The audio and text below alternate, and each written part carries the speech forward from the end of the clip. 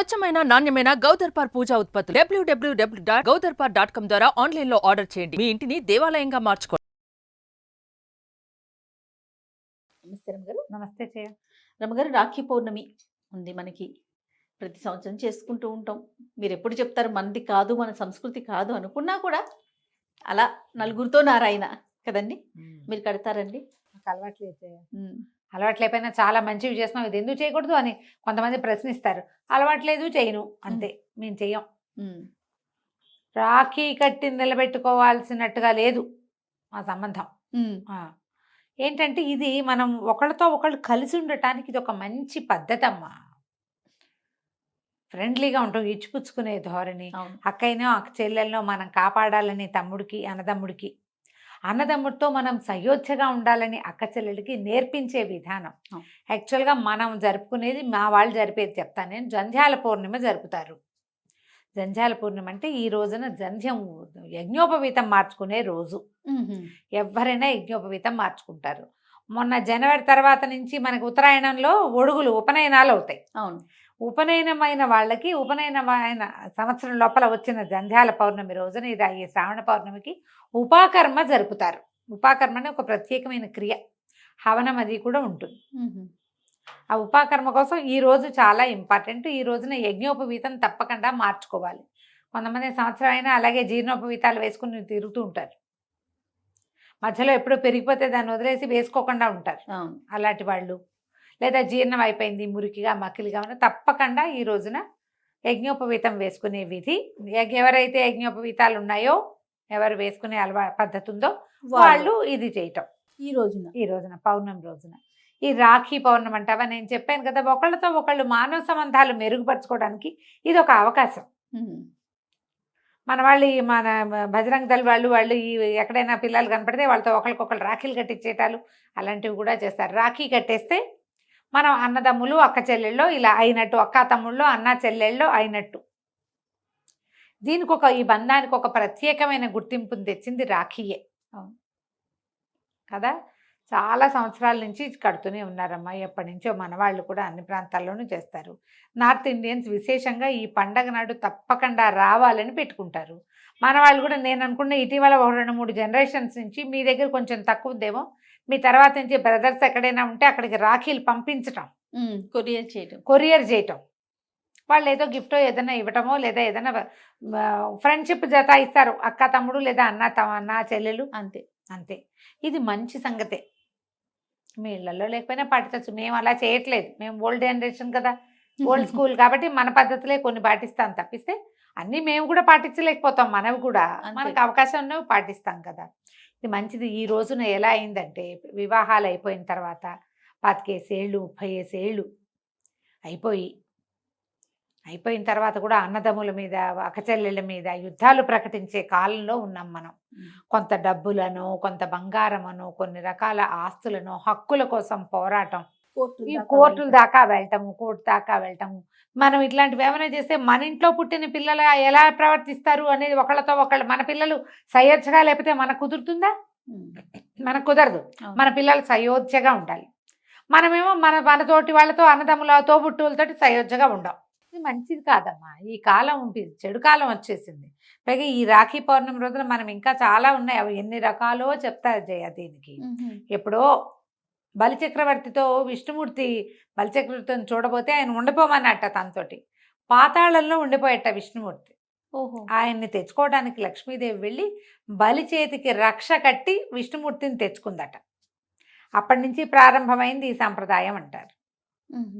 ఈ ఇంద్రుడు మన దానవులతోటి, రాక్షసులతోటి యుద్ధం చేసి ఓడిపోయి గెలవలేని స్థితిలో ఉంటే ఆవిడ విష్ణు పూజ చేసి, త్రిమూర్తుల్ని పూజించి, ఒక రక్షని, ఇప్పుడు మనం తోరం కట్టుకుంటాం కదా, అవును, ఆ రక్షని ఆయన చేతికి కట్టింది శచీదేవి, ఇంద్రాణి.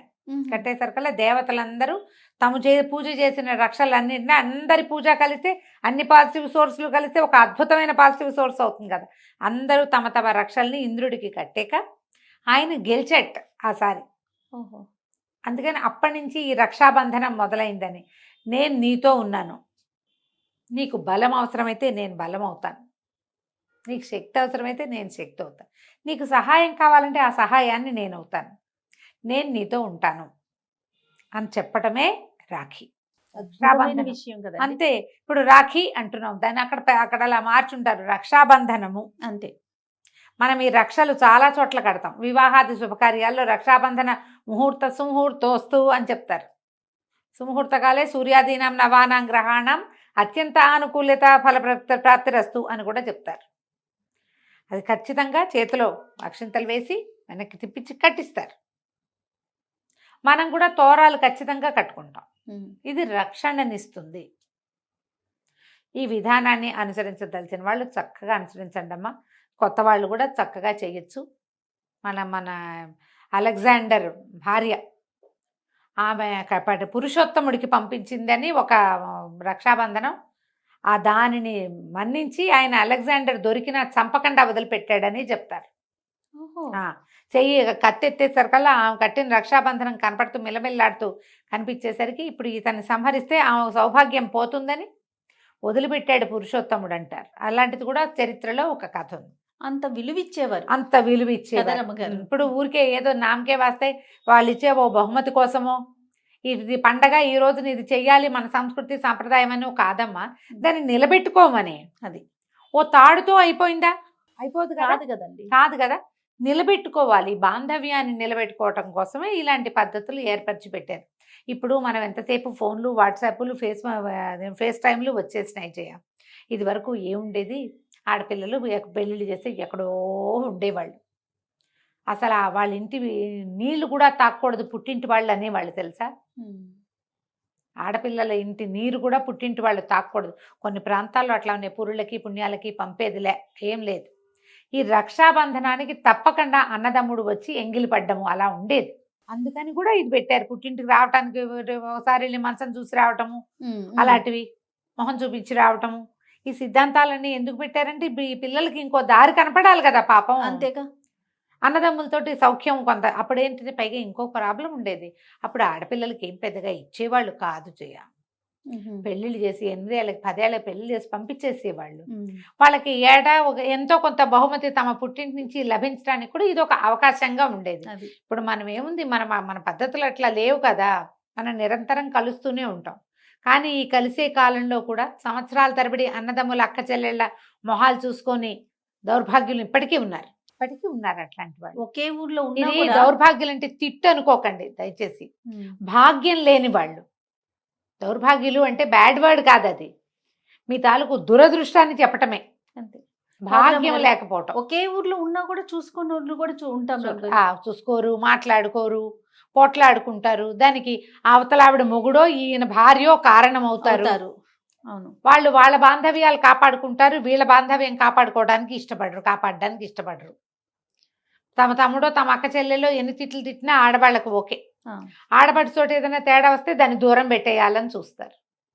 నీకు నాకు ఒకటే రకమైన నెప్పే కదా, ఎవరు ఆకాశం నుంచి ఊడిపడరు, అందరం ఒకలాగానే పుడతాం.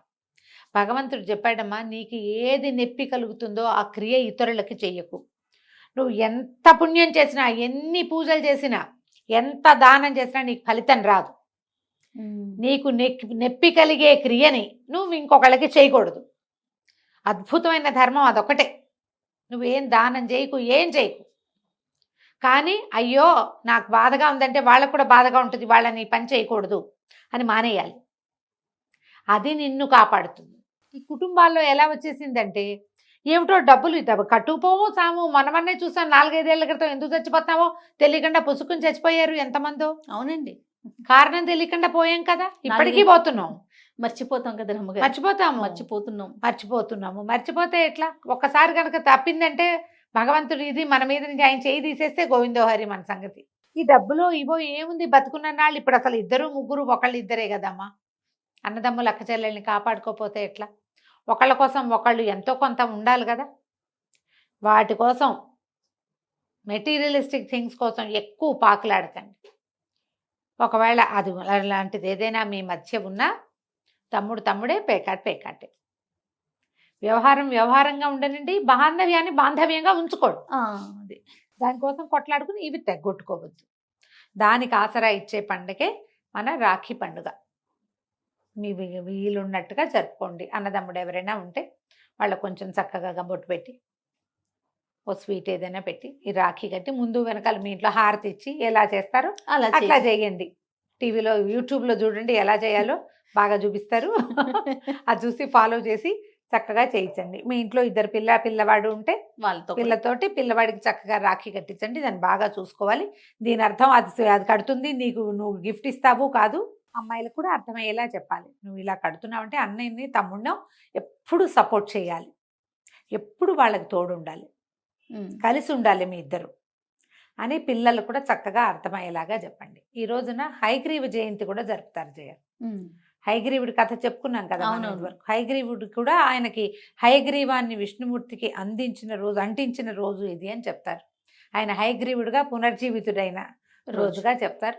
మనం ఏదైనా జ్ఞానానందమయం దేవం లాంటి చిన్న శ్లోకాన్ని చదువుకుని హయగ్రీవ ఆరాధన కూడా చేసుకోవచ్చు. జంధ్యాలు మార్చుకునే వాళ్ళు ఎలాగో మార్చుకుంటారు కదా. మీ పద్ధతుల ప్రకారం రాఖీ పండుగను జరుపుకోండి. ఎవరైనా కజిన్స్లో వాళ్ళలో స్నేహితులు ఉంటే ఈ రాఖీలే కట్టాలని అనుకోకండి. కుదిరితే చేయండి. లేకపోతే చక్కగా ఫోన్ చేసి hi brother how are you, hi sister how are you అని చిన్నవి 4 మాటలైనా చక్కగా మనసు విప్పి మాట్లాడుకోండి. స్నేహాన్ని పెంచుకోండి మీ మధ్య. నమస్తే. నమస్తే జయ.